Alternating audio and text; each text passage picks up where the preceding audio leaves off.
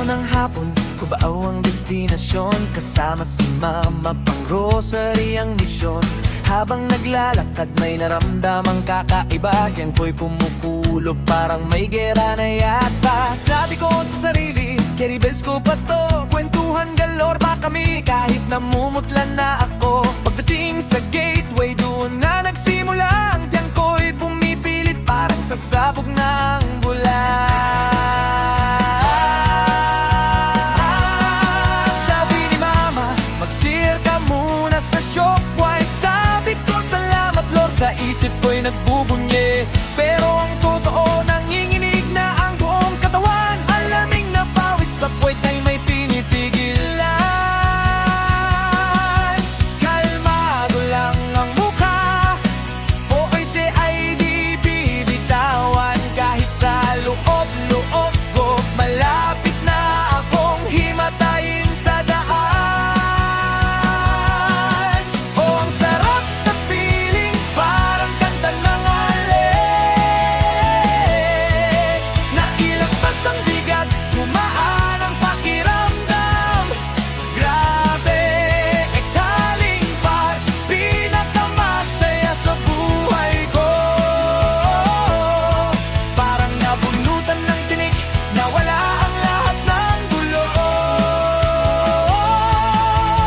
Akala ko tapos na, akala ko ay ayos na. Pero ang inidoro, biglang nag-iba ang timpla.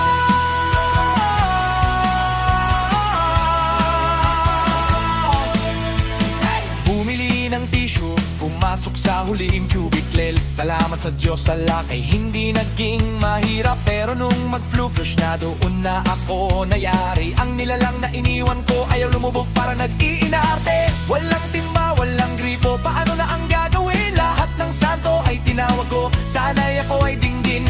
10 minuto na ayaw pa rin makikooperate. Lintek na flush to, pinagpapawisan na ako ng matindi. Wait,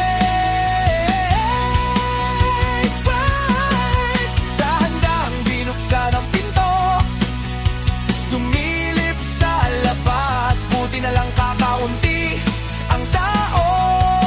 Ito na ang aking takas.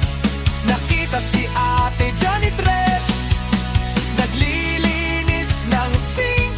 Sabi ko, agya yung flush nyo, sira yata I think.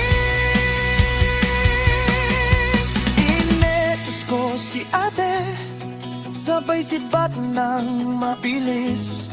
Baka mamukhaan pa ako sa lagim na aking nalis. Oh, ang sarap sa feeling, nung una ay kay saya. Nailagpas ang bigat, gumaan ang pakiramdam.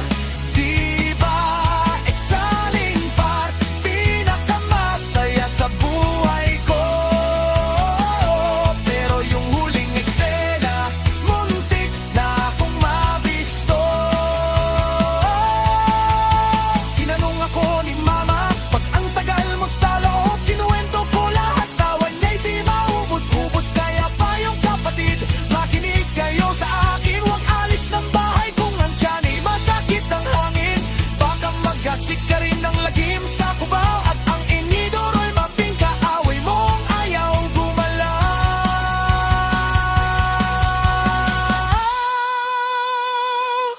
Ate Janitress, sorry na po, hindi ko sinasadya. Tara ma, grocery na tayo!